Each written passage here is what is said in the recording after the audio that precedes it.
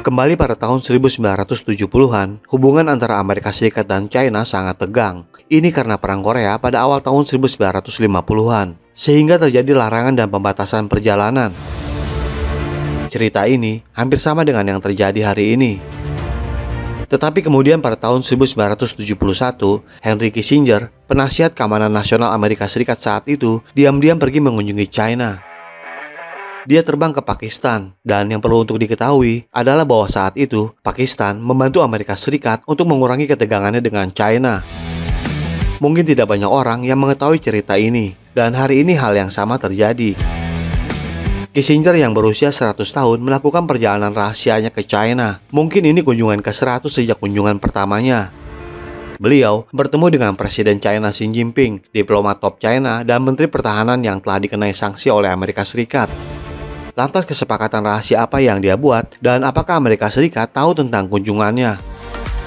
Dan di episode kali ini, kami akan menjelaskan mengapa Henry Kissinger baru-baru ini mengunjungi Tiongkok dan apa yang dapat dihasilkan bagi Tiongkok dan Amerika Serikat.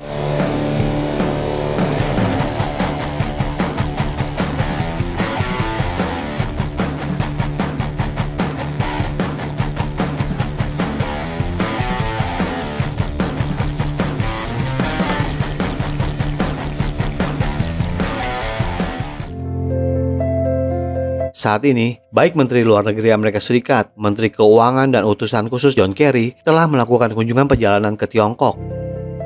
Ketiga pejabat tinggi Amerika Serikat ini adalah salah satu dari sekian banyak diplomat Amerika Serikat yang pergi ke China untuk meredakan ketegangan yang semakin meningkat. Akan tetapi, kunjungan mereka bertentangan dengan kebijakan China di Washington. Tidak ada kunjungan yang dapat mencairkan hubungan yang membeku jika Amerika Serikat tidak mengubah kebijakan bermusuhan dan paranoidnya tentang China. Di satu sisi, Amerika Serikat ingin memisahkan diri dari China, seperti kebijakan pelarangan dan pembatasan. Sementara di sisi lain, pemerintahan Biden ingin China memiliki semangat perdamaian.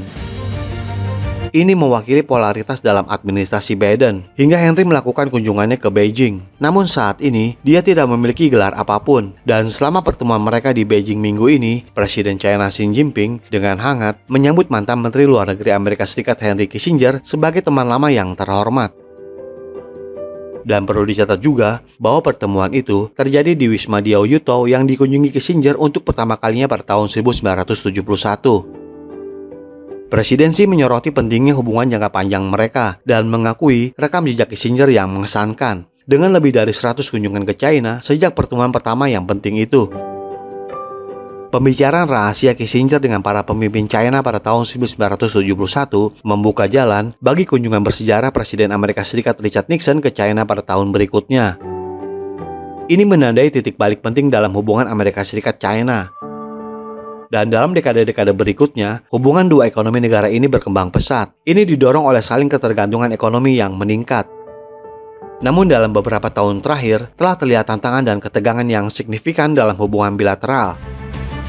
Bagi presidensi, kehadiran Kissinger membangkitkan ingatan akan masa-masa yang lebih harmonis di masa lalu. Mengungkapkan rasa terima kasih yang mendalam, presidensi menyatakan kami tidak akan pernah melupakan teman lama kami dan tidak akan pernah melupakan kontribusi bersejarah Kissinger untuk pengembangan hubungan China-Amerika Serikat dan peningkatan persahabatan antara rakyat mereka.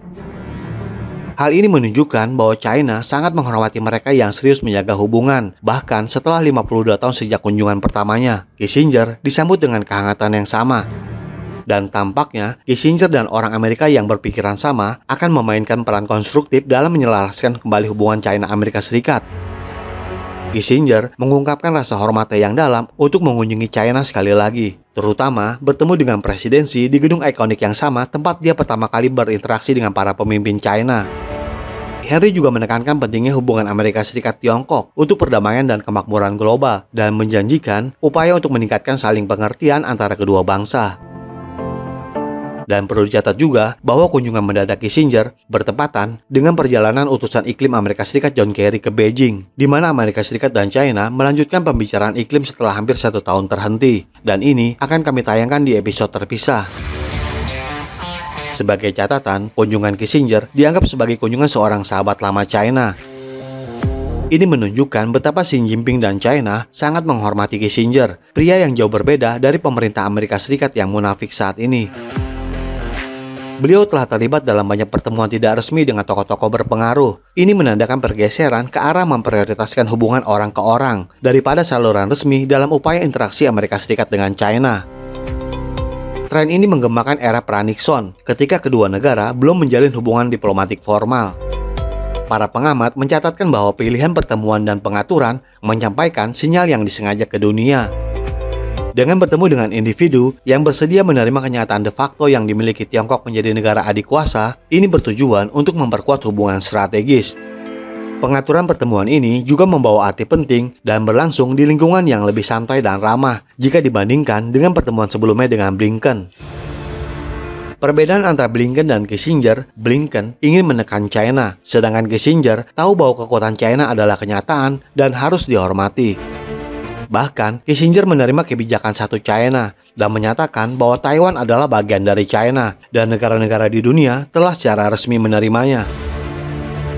Mengenai kunjungan Kissinger, juru bicara Departemen Luar Negeri Amerika Serikat Matthew Miller mengklarifikasi bahwa pemerintahan Biden mengetahuinya. Tetapi, Miller mengatakan bahwa Kissinger bertindak secara independen dan bukan sebagai perwakilan dari pemerintah Amerika Serikat.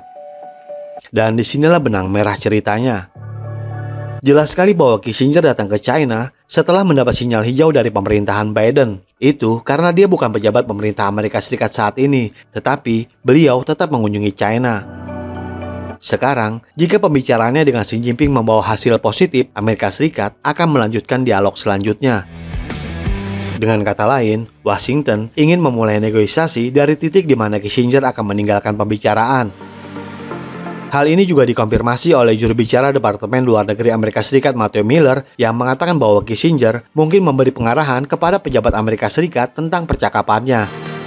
Sesuatu yang telah dia lakukan di masa lalu. Miller juga membahas kekhawatiran tentang pertemuan Kissinger dengan Menteri Pertahanan China yang terkena sanksi dengan mengatakan bahwa Amerika Serikat akan menolak siapapun yang melanggar sanksi. Akan tetapi, pertemuan itu sendiri tidak serta-merta melanggar sanksi tersebut.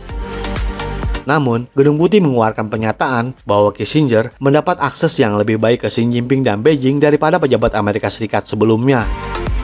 Gedung Putih seharusnya tahu bahwa perbedaan itu karena perbedaan niat antara Kissinger dan pemerintah Amerika Serikat. Henry bertemu dengan diplomat top China Wang Yi dan Menteri Pertahanan Li Shangfu di Beijing pada hari Rabu. Memang, pertemuan semacam ini tidak terjadi dalam kunjungan Blinken dan Menteri Pertahanan Amerika Serikat. Ini karena China telah menolak komunikasi militer tingkat tinggi dengan Amerika Serikat, termasuk penolakan pertemuan antara Lee dan Menteri Pertahanan Amerika Serikat Lloyd Austin pada dialog Shangri-La awal tahun ini. Penyebabnya adalah ketegangan yang meningkat setelah Nancy Pelosi mengunjungi Taiwan walau sudah diperingatkan oleh China. Sehingga China memutuskan komunikasi militer yang berlanjut hingga hari ini. Selama pertemuan, Kissinger menekankan bahwa dia berada di Beijing sebagai teman China, mendesak perlunya menghilangkan kesalahpahaman dan mempromosikan hidup berdampingan secara damai antara Amerika Serikat dan China. Tetapi ini adalah sesuatu yang tidak dipahami oleh pemerintah Amerika Serikat, karena Amerika Serikat berada di bawah jebakan Thucydides. Ketika kekuatan Amerika Serikat menurun, Amerika Serikat merasa terancam oleh kekuatan super yang meningkat, yang dalam hal ini adalah China.